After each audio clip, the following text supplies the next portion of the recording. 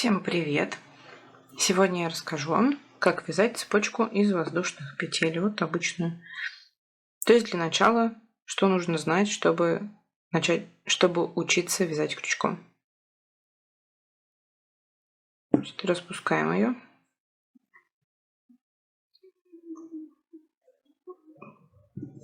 Для начала нужно сделать первую петлю.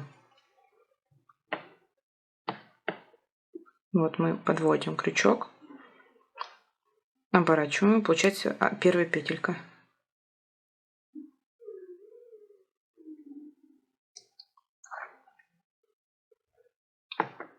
Заводим крючок под нитку, подцепляем ее и проводим через петлю. Вот у нас первая петелька получилась на крючке. Теперь вторую. 3. Заводим под нитку крючок, подцепляем и проводим в петлю.